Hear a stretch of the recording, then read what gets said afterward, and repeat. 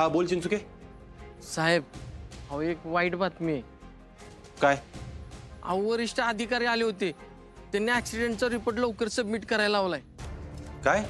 हो साहेब, अहो 72 तास ओलडून गेलेत आणि त्याच्यापेक्षा जास्त वेळ घेतलाय आपण. हा चिंचुके, पण अजून कुठं काय राहिलं असेल तर? अहो काय राहिलंय अहो साहेब, अहो शेजारची वाडी, गावं, शेत सगळी पिंजून काढलेत बघा. अहो साहेब, आपण जास्त आत जात नाही ना, तिथं पण शोधून आलोय आपण. साहेबाची वाडी, मानकरवाडी, नरसोबाची वाडी, अहो सगळीकडे शोधून झालंय. अपर्णा मॅडमचा पत्ता कुठंच लागला नाही आपल्याला. काय म्हणलं तू आता चिंचुके? अहो साहेब, चिडू नका की मी ते असंच. अहो साहेब, आई शपथ परत बोलणार नाही असं. अरे चिंचुके, तू आता काय बोलला ते बोल पटकन. मी म्हणलं की अपर्णा मॅडम आपल्याला सापडलेलं नाही. त्याच्या आधी काय म्हणला तू? अहो ती वय, अहो गावाची नावं सांगितली. साहेबाची वाडी, मानकरवाडी, नरसोबाची वाडी. चिंचुके ऐक, तू एक काम कर, तू लगेच रिपोर्ट बनवायला घेऊ नको. उद्या आपल्याला एक लय महत्वाचं काम आहे. पण साहेब, नक्की तुमच्या डोक्यात काय चाललंय? ते तुला उद्या कळेलच.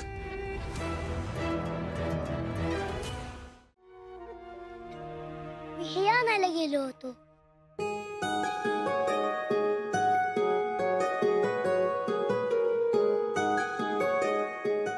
अमोल, अरे बाळा हे काय आता? बापू, मी मा सापडेपर्यंत दररोज देव बाप्पाची पूजा करणार आहे. अमोल बाळा, पण त्यानं काय होईल? अरे रिप्पी मामा, देव आपल्यावर रुसला होता ना, म्हणून त्याने मला मापासून दूर केलं. आता जर मी त्याची सारखी पूजा केली तर तो परत खुश होऊन मला घरी पाठवेल. हो छोटे सरकार, तुमची मा नक्की सापडेल. अहो पण सकाळी सकाळी आम्हाला सांगून जायचं ना हो. आम्हाला खूप काळजी वाटते तुमची. आणि आता सगळे बघा किती घाबरलेत. अमोल बाळा, हे बघ, आधीच सगळे टेन्शन मध्ये आहेत, त्यात तू दिसेना म्हटल्यावर घाबरून गेलो आम्ही या ठिकाणी. मोठे बाबा, सगळ्यांना सॉरी. तुम्ही सगळे आवडत होता ना, म्हणून मी तुम्हाला डिस्टर्ब नाही केलं.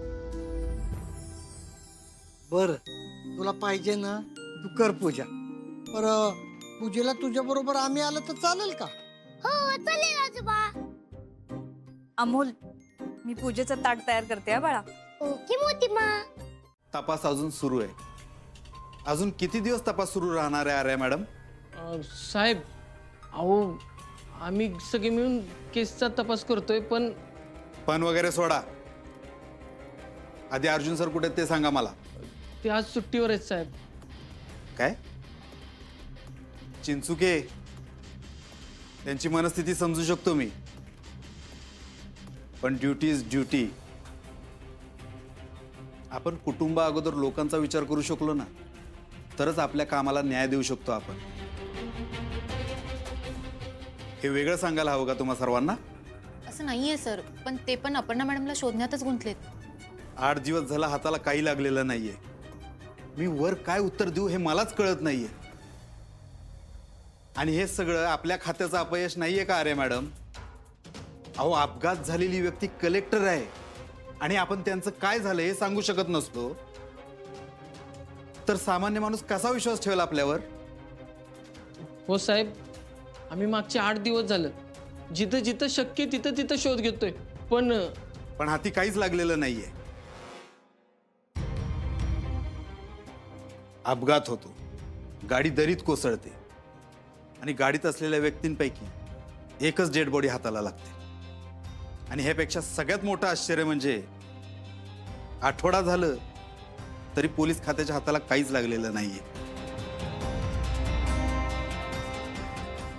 अरे मॅडम, अर्जुन सर नसताना स्टेशन हेड तुम्ही आहात, मग रिपोर्टचा इतका वेळ का लागतोय? अहो, आठवडा झालं कलेक्टर सापडत नाहीयेत.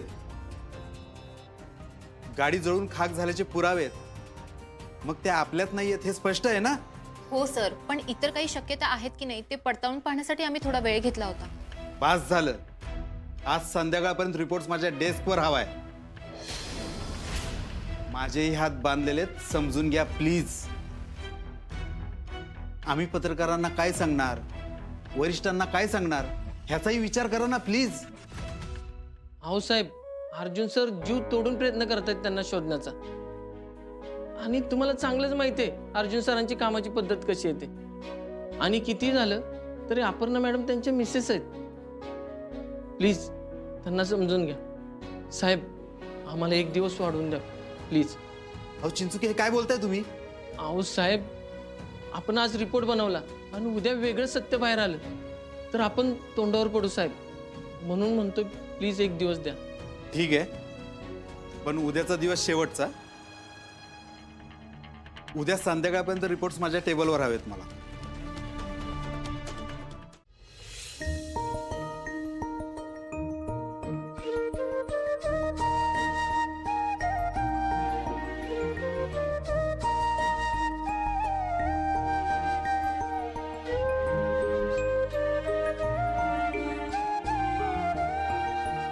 विनायकराव, अहो ह्या लेकराचे निरागस भाव बघून तरी देवाला आपल्याला परत पाठवावंच लागेल.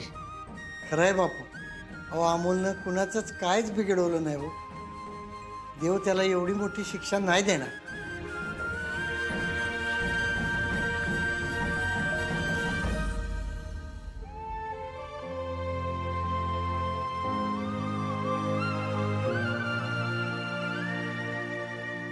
आजी, तू ओळखते काय पोरगीला?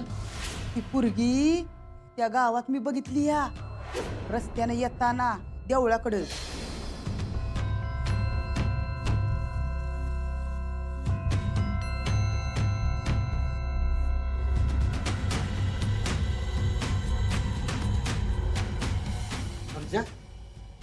अर्जाला काय झालं?